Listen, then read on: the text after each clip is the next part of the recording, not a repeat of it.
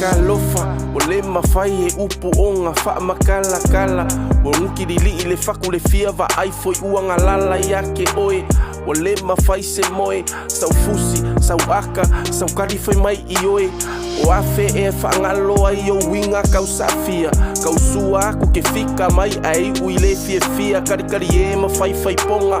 mo seo e langonga mai wa e sola e ku mai le ngei ipu vai o onga mau ke ingu pea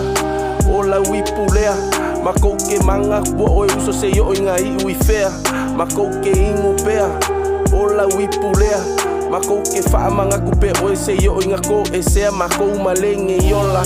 anga malufi ngau maloko alofa o wami o nga whangalonga ka o ai la lela ngonga mamisia o e mapu iki ngā se amu ia angelu o le langi wa pepese mafifia tulolo le loto taua wina vale malema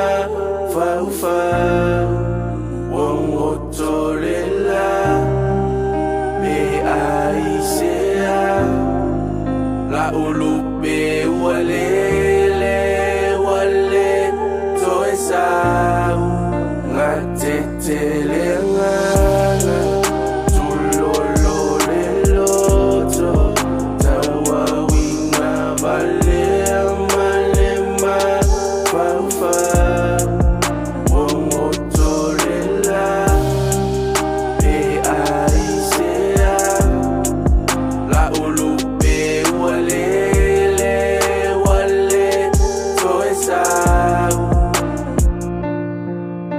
Fungala au mamango wangau sia fo ile amo alofa angai momoli mai a chinseng mapalako le masanginga le mafuka ngai kumau ele kikinga misia au poka mi onga fapela usiva olo i maka ele makupe a ongo foma mafofau e whaake ia le loko i lau malanga le koe sau e whaafekai se anga fo i wasasi i lau vaai i o vai loka va au se ia la fo le kai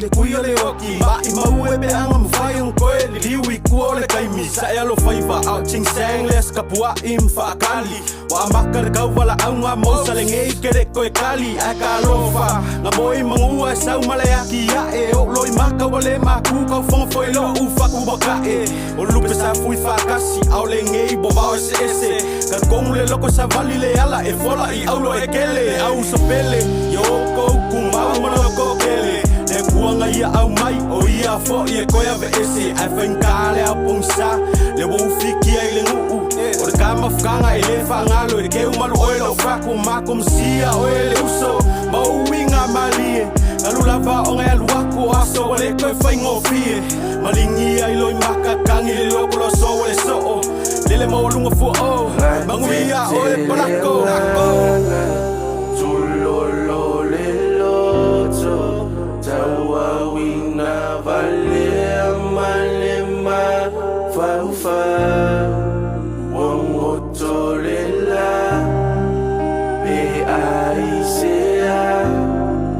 Laʻu